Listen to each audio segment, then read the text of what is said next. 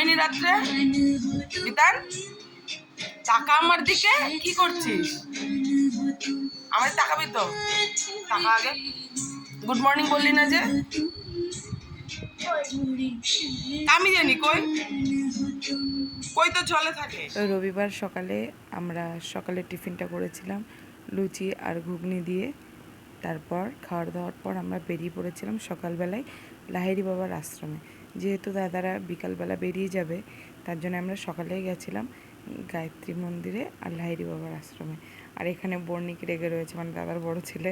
ও আসলে যেতে চাইছিল না, ও বাড়িতে বসে ফ্রি ফায়ার খেলবে, তার জন্য ও যাবে না। আর এদিকেও রেগে যাচ্ছে, এতটাই রেগে গেছে, মুখে হাত দিচ্ছে আর প্রচণ্ড রেগে যাচ্ছে, মানে ওর মুডটা একদম অফ রয়েছে। কেন ওকে গেম খেলা বাদ দিয়ে ঘোরাতে নিয়ে যাওয়া হচ্ছে। যাই হোক, পরিবেশটা সত্যি খুবই সুন্দর, সারা আকাশে ভরা মেঘ। সকালবেলার এখন বৃষ্টির ওয়েদার, যখন তখন বৃষ্টি নেমে যাচ্ছে। সেই অবস্থায় আমরা সকালবেলাটায় লাহিড়ী বাবার আশ্রমে গেলাম। আর সেদিন দিনটাও খুব ভালো ছিল। যখন আমরা সকালবেলা গেছিলাম তখন একটু বৃষ্টি হয়নি, এর জন্য একটু ঘুরেও শান্তি পেয়েছি। প্রথমে আমরা গায়ত্রী মন্দিরে গেলাম। আসলে প্রথমে আমরা গেছিলাম লাহিড়ী বাবার আশ্রমে, কিন্তু আশ্রম 10টার সময় খোলে, তখনও খোলেনি। তাই আমরা তখন গেছি গায়ত্রী দেবীর মন্দিরে। পাশেই গায়ত্রী দেবীর মন্দির। আমাদের যেহেতু টোটো ভাড়া করা ছিল, সেখানটা আমাদের প্রথমে নিয়ে গেল। লাহিড়ী বাবার আশ্রমে আমি বেশ কয়েকবার এসেছি, কিন্তু গায়ত্রী দেবীর মন্দিরে আমি কখনো আসিনি। এটাও একটা আশ্রম, খুব ভালো লাগলো দেখে। এটাও প্রচুর পুরনো আশ্রম। আর যেহেতু এই লোকেশনটা আমাদের জানা ছিল না, আর আমরা যেহেতু বাইকে করে আসি সবসময়, তাই এখানটা আমরা আগে কখনো আসিনি। আর এই যে এরিয়াটা, এটাও অনেকটা সুন্দর, অনেকটা জায়গা নিয়ে এখানটায় রয়েছে। চলো আগে তোমাদের দেখাই।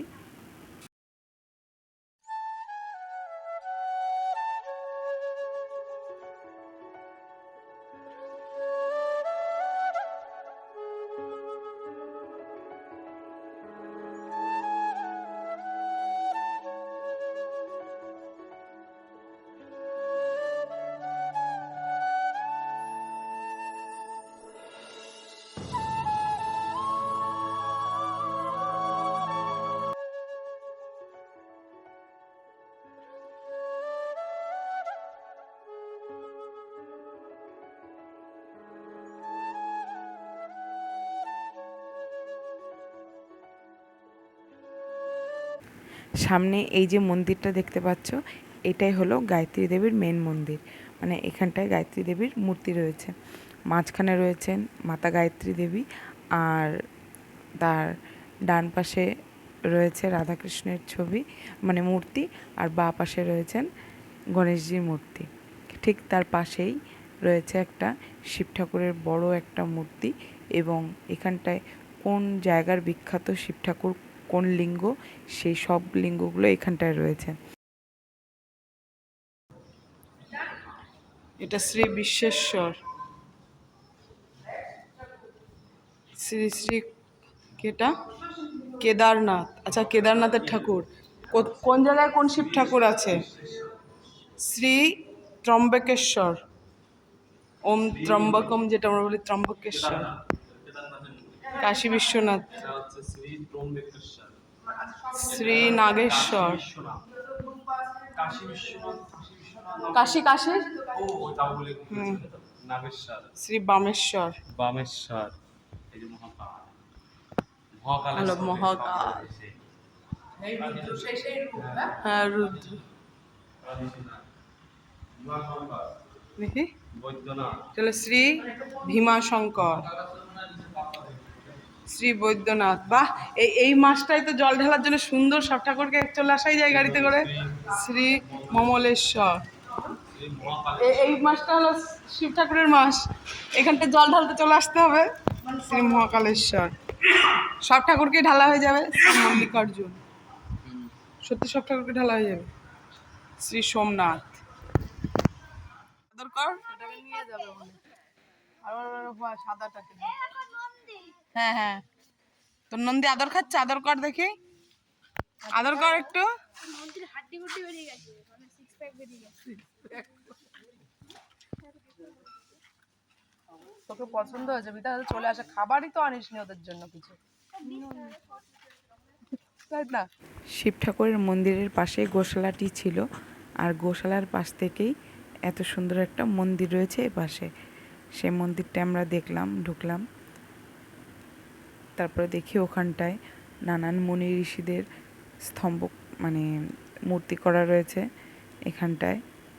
এটা মহর্ষি ভাগীরথ, তারপরে রয়েছে এখানটা রয়েছে মহর্ষি বাল্মীকি, তারপরে রয়েছে রাজবলয়।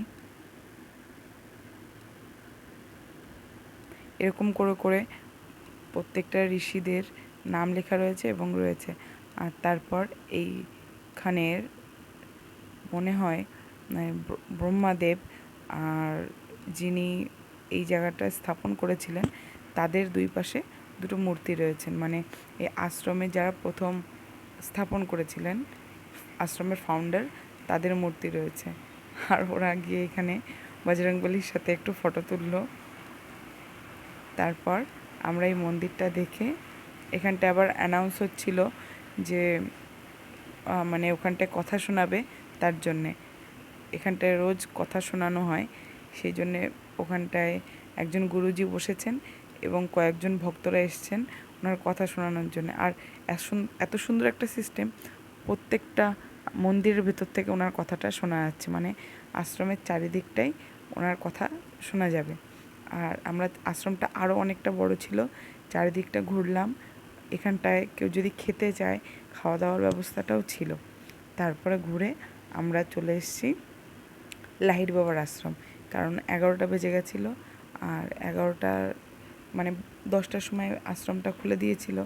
আর এখানটায় আমরা চলে এসেছি দাদা বৌদিকে নিয়ে, আবার বাড়ি যেতে হবে সে একটাও টান, মানে আমাদের একটা তাড়া ছিল। যাই হোক, এটার মধ্যে অনেক মাছ দেখা গিয়েছে, সেটাই আমরা দেখছিলাম। আর লাহিড়ী বাবার আশ্রমে যতবারই আসি ততবারই মন ভরে যায়। আর মেনলি লাহিড়ী বাবার আশ্রমে ডিসেম্বরের সারা মাসটা এইখানটায় অনুষ্ঠান চলে, একটা বাৎসরিক অনুষ্ঠান হয়, সেটা চলে। আর শীতকালটা এটা একদম জাঁকজমকভাবে জেগে ওঠে, মানে যত দর্শনার্থীরা আছে শীতকালেই বেশিরভাগটা আসে। আর যে কোনো জায়গায় শীতকালেই বেশিরভাগটা লোকজনরা ভিজিট করে, আর লোকজন ছাড়া তো কোন জায়গায় ভালো লাগে না। যাই আমরা সকালবেলাটা এসেছিলাম, তারপর ঘোরা হয়ে গেলেই বাড়িতে চলে গেলাম। আর গতকাল থেকেই আমার দাদার ছেলেদের আবদার ছিল পিসি ফালুদা খাবো। যাই হোক, ঝটপট করে ফালুদাটা বানিয়ে ফেলেছি ওদের জন্যে।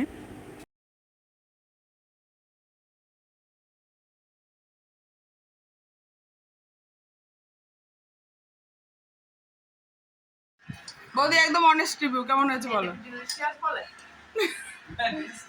কেমন হয়েছে বলো?